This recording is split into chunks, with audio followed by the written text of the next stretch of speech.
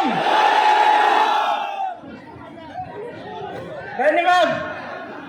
कैसे हैं आप? गर्मी है आज, दूर दूर से आए हैं, बहुत इंतजार कर रहे थे क्या? जल्दी जल्दी बोलूं? श्री जितेंद्र सिंह जी, श्री भूपेन बोरा जी, बुल हसन जी, श्री गौरव गोगोई जी, श्री जाकिर हुसैन जी, श्री अबीदुल जमा जी, श्री पृथ्वीराज साठे जी, मंच पर विराजमान सभी नेतागण, सभी पदाधिकारी, मेरी प्यारी प्यारी बहनों, प्यारे भाई, आप सब इतनी दूर से यहाँ इतनी बड़ी तादाद में मेरी बातों को सुनने आए हैं, इसके लिए सबसे पहले मैं आपके प्रति अपना आभार प्रकट करना चाहती हूँ। आपको सबको हिंदी समझ में आती है या अनुवाद कराओ?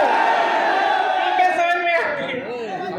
देखिए, ये कोच राजवंशी की धरती है, महामाया धाम यहाँ है, पंचपीर दरगाह यहाँ है, गुरुद्वारा श्री तेग बहादुर जी का यहाँ है। ये एक ऐसी धरती है जहाँ से पूरे देश को संदेश जाता है कि ये देश एक है, हम सब एक महान परिवार है और इस देश के लिए हम सब एकजुट होकर लड़ेंगे। इस देश के लिए हम सब एकजुट होकर अपनी जान देने के लिए तैयार हैं। मेरे भाई श्री राहुल गांधी जी ने कन्याकुमारी से कश्मीर तक और मणिपुर से मुंबई तक यात्रा की। वो यात्रा भारत जोड़ो यात्रा थी, पहली वाली, और दूसरी यात्रा भारत जोड़ो न्याय यात्रा थी। आप सबके पास भी गुजरे होंगे, आप सबने देखा होगा कि वो ये यात्रा क्यों कर रहे थे। वो ये यात्रा ऐसी जमीन की भावना के तहत कर रहे थे। वो ये यात्रा इसीलिए कर रहे थे ताकि पूरे देश को याद दिलाए कि हम सब इकट्ठे हैं, हम सब एक हैं और यह देश हम सब का है। आपने देखा किस तरह से जहां जहां राहुल जी जाते हैं वे सिर्फ सच बोलते हैं।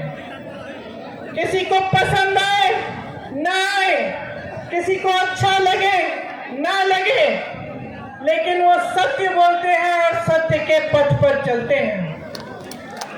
ये जो सच्चाई और सत्य की परंपरा है, ये हमारे देश की पुरानी परंपरा में सिखाई, हमारे महापुरुषों ने हमें सिखाई और पूरा देश की राजनीति कि जब नींव डली तब इसी परंपरा पर डली। महात्मा गांधी जी ने भी यही सत्य का पथ पकड़ा था। हमारे पूरे जो स्वतंत्रता आंदोलन की नींव थी वह यही थी, सत्य, सच्चाई और देश और जनता की सेवा। लेकिन आज देश में क्या हो रहा है? प्यारी बहनों, प्यारे भाई, जो आज देश में हो रहा है उसको समझने के लिए आपका ध्यान मैं कुछ चीजों की प्रति आकर्षित करूंगी। देश में जो राजनीति चल रही है, असम में जो राजनीति चल रही है, उसको आपको गहराई में समझना पड़ेगा। हालात ये है कि एक तरफ अपार सत्ता है, अपार धन है, मेरे मीडिया के साथी यहाँ हैं, अपार मीडिया आज सरकारों के साथ है। एक जमाने में मीडिया सरकार से सवाल उठाती थी, नेता कुछ गलत करता था तो जनता का प्रतिनिधित्व मीडिया करती थी, सवाल उठाती थी, पूछती थी। एक जमाने में सत्ता को जनता पूछ सकती थी, जनता सवाल उठा पाती थी, लेकिन आज पूरी सत्ता एक पार्टी के साथ है और उन्होंने इस लोकतंत्र को बचाने और मजबूत करने वाले सारे संस्थान कमजोर कर रखे हैं, चाहे वो मीडिया हो, चाहे न्यायपालिकाएं हो, चाहे दूसरे संस्थान जैसे इलेक्शन कमीशन हो। तमाम संस्थानों को कमजोर करने का प्रयास इन्होंने हमेशा किया है।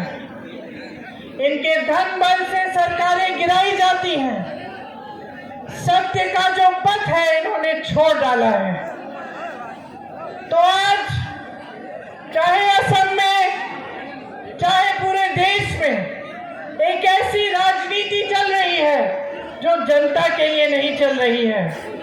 असम के अपने मुख्यमंत्री को देखिए और उनकी तुलना बाकी मुख्यमंत्रियों से कीजिए जो कांग्रेस के प्रदेशों में कांग्रेस की सरकारें चला रहे हैं।